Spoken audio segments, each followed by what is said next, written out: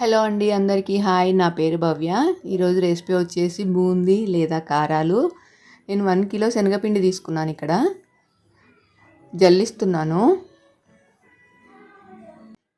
పిండి మొత్తం అలా జల్లించుకున్నాక 1 టేబుల్ స్పూన్ వామ్ వేస్తున్నాను. ఇక్కడ 1 టేబుల్ స్పూన్ సాల్ట్, ఒక 1 పించ్ ఆఫ్ బేకింగ్ సోడా వేసి మొత్తం కలుపుకోవాలి. అలా మొత్తం కలుపుకున్న తర్వాత వాటర్ వేసుకుంటూ బజ్జీ పిండి కన్సిస్టెన్సీ తెచ్చుకోవాలి. ఇక్కడ లూజ్గా కలుపుకోకూడదు, పిండిని ఇలా గట్టిగా ఉండాలి. పిండి బజ్జీ చేసుకుంటాం కదా మనం, అలా. డీప్ ఫ్రైకి ఆయిల్ పెట్టుకుంటున్నాను. ఇక్కడ బూందీ పలక పెట్టుకొని పిండిని తీసుకొని చేత్తో అలా కిందికి పైకి చేస్తూ ఉంటే పిండి అయిపోతుంది. అక్కడ మనం తీసుకున్న పిండి ఒక 2 మినిట్స్ అలా వదిలేయండి వాటిని. తర్వాత కలుపుతూ ఉండాలి. కొంచెం కలర్ చేంజ్ అయ్యే వరకు. కలర్ చేంజ్ అయ్యాక తీసి పక్కనే పెట్టుకోవాలి.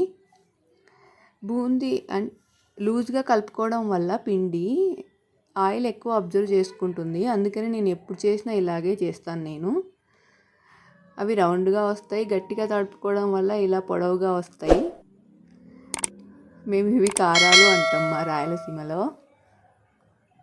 మళ్ళీ వేస్తున్నాను. అలా పిండిని మొత్తం వేసేస్తున్నాను.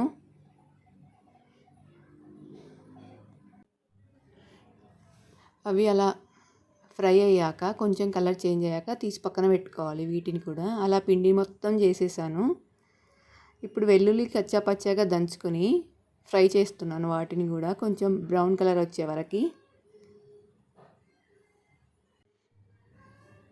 బ్రౌన్ కలర్ వచ్చాక ఇప్పుడు పల్లీలు తీసుకొని వేయించుతున్నాను. వాటిని కూడా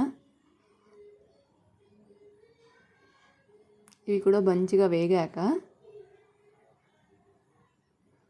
తీసి బూందీలో వేసేస్తున్నాను. వాటిని కూడా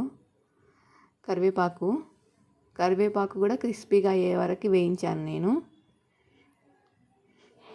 తర్వాత పప్పులు కూడా కొంచెం కలర్ చేంజ్ అయ్యాక తీసి బూందీలో వేసేస్తున్నాను నేను.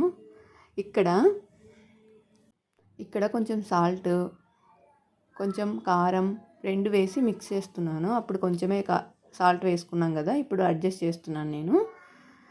అంతే అండి, బూందీ రెడీ అయిపోయింది. ఇంకా థ్యాంక్ యూ ఫర్ వాచింగ్.